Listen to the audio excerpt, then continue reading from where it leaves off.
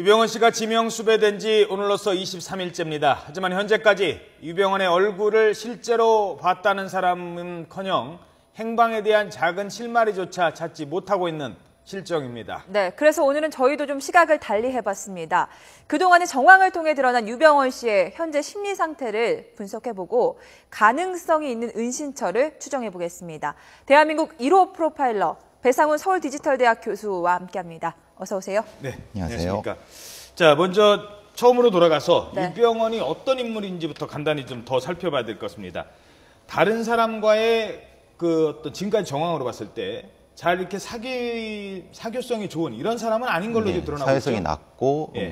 좀 사교적이지 못한이지만 네. 카리스마 있으려고 보이려고 하는 거지만 사실은 그것이 좀 외형적인 것에 불과한 이런 조금 좀 퇴행적이다 아니면 좀 유아적이다 이 표현이 좀 그렇지만 그런 네네. 성향이 강합니다. 내성적인 성격이 강한 거고요. 내성적이라는 표현보다는 그것도 포함될 수 있습니다. 예. 특히 어떤 점을 보면 좀 사회성이 낮다는 판단을 할 수가 있는 기본적으로 이제 제가 가장 먼저 주목했던 부분은 이제 큰 창 하나.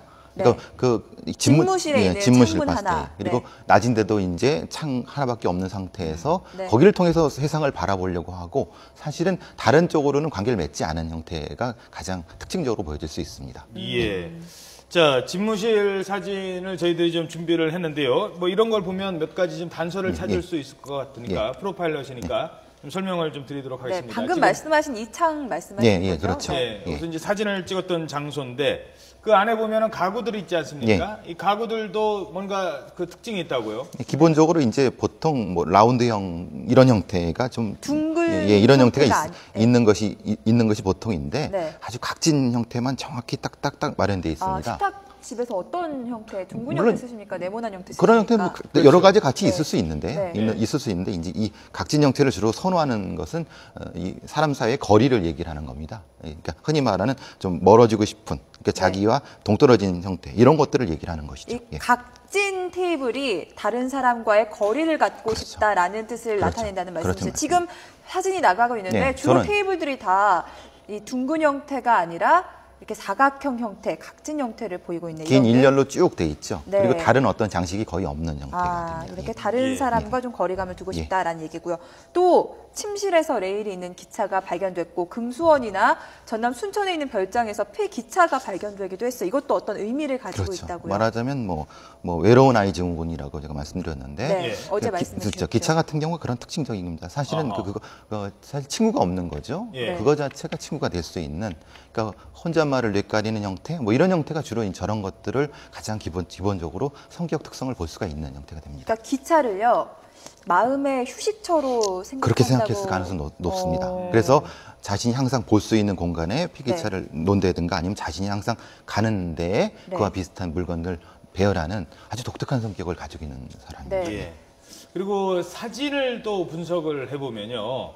이 사진, 이른바 이제 아해 사진, 이런 거는 어떤 성향을 좀 볼 수 있습니까? 주로 이제 저 사진들을 보면은 뭐 이게 군집된 형태 여러 것이 있는 거잖아. 하나. 새 한 마리 아니면 사슴 하나 그리고 그것도 멀리 또는 좀 약간 움직이는 형태 그런 자신의 마음속을 표현하는 거 볼 수 있습니다. 본인의 모습이게 되겠죠. 저 멀리 있는 자기 이런 걸 표현하는 거죠. 이 흔히 말하는 군중 속에 있는 사람이 아니라 그보다 높이 사회성이 낮다는 게 여기서도 좀 드러나는 것 같아요. 거의 대부분의 작품이 그런 형태를 많이 표상을 하고 있습니다. 예, 지금 이제 사진 촬영 장면이 나옵니다만 이 자연을 찍는 것 자체가 본인을 신격화하려는 그런 의도도 분명히 있습니다. 예. 또 하나 저희가 좀 주목해봐야 할 게 유병헌 씨 집무실, 사무실 내에서 유아 관련 서적이 있었고요. 또 관련해서 계열사 중에 문진미디어라는 회사가 있는데 이게 유아 관련 회사라고요. 그러니까 좀 아이들 같은 심성을 가지려고 하는 본인의 어떤 특징적인 걸 나타내는 것 같고요. 그리고 그런 것 때문에 뭐 계열사가 사실 그런 여러 가지 계열사가 있는데 특징적으로 문진 같은 경우를 하는 것도 바로 그런 이유가 될 것 같습니다. 그런 면에서. 그렇군요. 자, 이런 지금까지 그리고 또 하나가 뭐 결벽증 비슷한 것도 있지 않습니까? 뭐 자기가 유기농만 먹고 물도 뭐 생수만 먹고 미네랄 워터만 먹는다고 상당히 하는데. 건강을 챙기고. 글쎄, 그러니까 하나의 어떤 표현일 수도 있을 것 같고요. 성격일 두 가지가 다 존재할 것 같습니다. 그러니까 다른 사람들이 보기에 나는 특별하다, 나는 특별한 사람이다라고 계속 자기 암시를 하는. 그렇다면 그런 특성을 가진 사람들의 도피는 어떤 성격을 가지고 있는 걸까요? 기본적으로 그런 거죠. 뭐 땅굴도 찾고 그러는데 그런 데는 가지 않을 사람이라는 겁니다. 말하자면 숨는다 하더라도 아니면 어디 숨어 있다 하더라도 비슷한 아주 깨끗하고 또 남을 지켜볼 수 있는 그런 위치에 있는 공간에 숨어 있을 수밖에 없다는 거죠.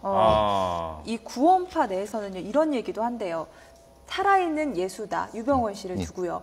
그렇다면 오히려 그런 측면이 자신을 신격화하고 있기 때문에 그 땅굴을 찾아들지 않을 것이다라고 당연히 그렇습니다. 거죠. 그리고 본인을 스스로 평신도라고 하는 이유가 바로 거기 있죠. 왜냐하면 제가 이런 말씀을 입에 담아도 모르겠지만 예수님께서도 아주 평범하다고 본인을 표현하시지 않으셨습니까? 그거와 비슷하게 존재감을 가지려고 하는 사람이라고 보여집니다. 자, 그리고 또 하나가 교수님께서 유병원의 은신처로 추정됐던 곳들을 많이 다 이렇게 직접 가보시지 않았습니까? 그 중에 하나가 그 항아리, 별장에 있는 항아리를 주목하라라고 말씀을 하셨는데 별장에는 항아리를 주목해야 되는 이유가 뭔지 좀 설명해 주시죠. 기본적으로 제가 거기 갔을 때 이 항아리는 그 별장 바깥에 있었습니다. 그걸 이제 열어보는데 거기에 이제 그 흔히 말하는 약간의 그 세간 같은 것이 있었습니다. 말하는 식기 같은 것이 있었죠. 만약에 그게 이제 거기에 이제 유병원이라는 사람의 별장이라고 본다면은 왜 거기다 놨겠습니까? 그러면 그 안에 있는 그 식기나 이런 거는 누구 것일까요? 그거는 이제 흔히 말하는 그 식기 자체가 세팅이 됐다는 걸 의미를 합니다. 세팅이 됐다는 건 기존에 있었던 것을 다 거기다 치우고 그 새롭게 그렇다면 뭐 결벽증일 수도 있고 절벽증일 것도 있고 또 하나는 두 가지 다 의심할 수 있습니다. 조작된 것, 증거 조작 그리고 결벽증 두 가지가 다 존재할 수 있다. 이런 가능성도 제기를 하셨다고 들었습니다. 유병원이 아예 순천에 가지도 않았을 것이다.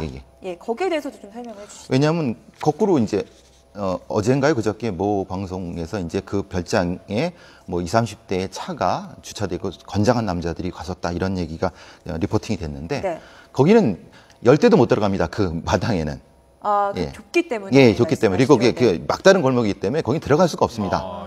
그리고 시점이 그걸 볼 수 있는 시점이 안 됩니다. 왜냐하면 이렇게 돼 있기 때문에. 그럼 그걸 얘기한 사람이 도대체 누굴까요? 아니면은 거꾸로 말하면 그 자체에 대한 리포팅이 뭘까요? 그건 이제 뭐 흔히 말하는 제가 보기에는 이거는 역정보라고 보여진다는 거죠. 말하자면. 일부러 혼선을 주기 위해서 흘린 내용이다. 그렇죠. 그렇게 하는 거죠. 거기에 갖도록 믿게 해야만 되는 형태가 되는 겁니다. 알겠습니다.